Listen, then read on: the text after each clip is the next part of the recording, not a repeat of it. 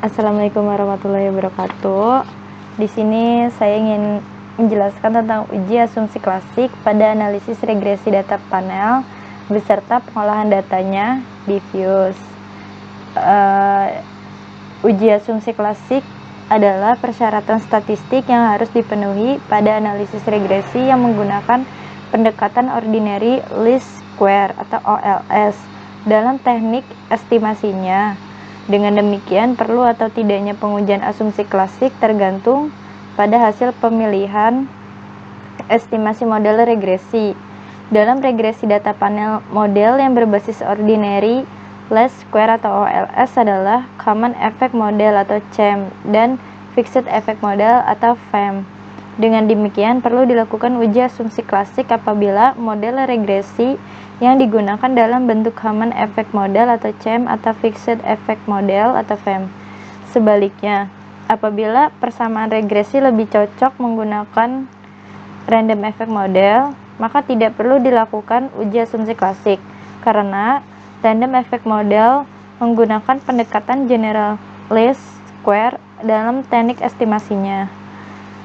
Uji asumsi klasik terdiri dari uji linearitas, autokorelasi, multikolinearitas, dan normalitas. Walaupun demikian, tidak semua uji dilakukan dalam regresi data panel. Hanya uji multikolinearitas dan heteroskedastisitas saja yang diperlukan. Yang pertama, uji multikolinearitas perlu dilakukan pada regresi yang menggunakan lebih dari yang bener bacanya heteroskedastisitas multikolinearitas ampun dah heteroskedastisitas multikolinearitas.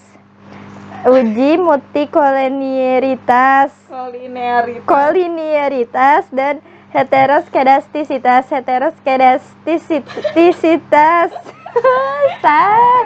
aduh ya Allah, ntar dulu tadi sampai mana? Saudara ya, potong nanti ya, dipotong ya. Ntar dulu bentar.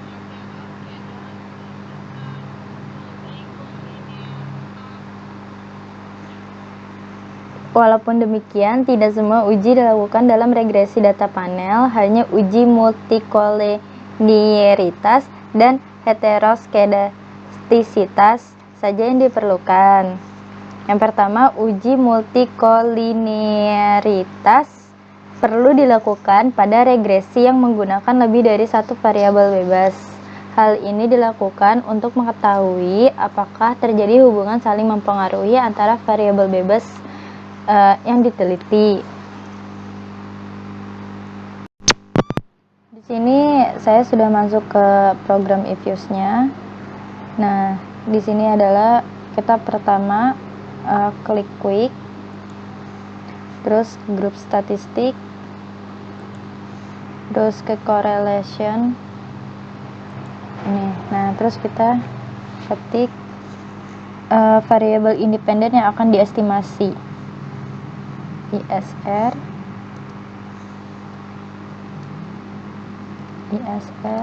size ROA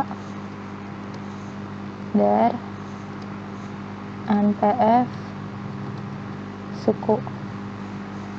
Nah, kalau sudah kita pencet OK. Nah, maka akan menghasilkan output sebagai berikut.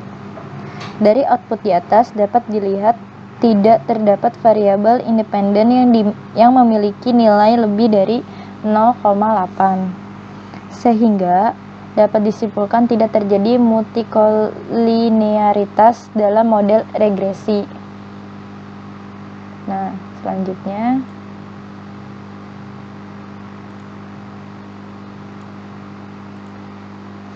kita ke uji heteroskedastisitas, dilakukan untuk mengetahui ada atau tidaknya ketidaksamaan varian dari residual model regresi data panel.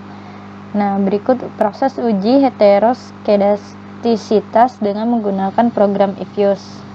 Pertama, kita klik nama persamaan EQ01 dalam work file. terus klik view, terus klik residual diagnostic, terus kita klik ke cross section dependent test. Nah, maka akan menghasilkan output sebagai berikut.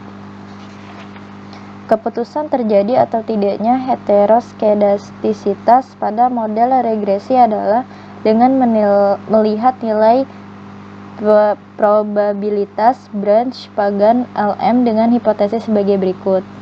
HO jika nilai probabilitas branch Pagan LM lebih dari 0,05. H-nya jika nilai probabilitas branch Pagan LM-nya kurang dari 0,05.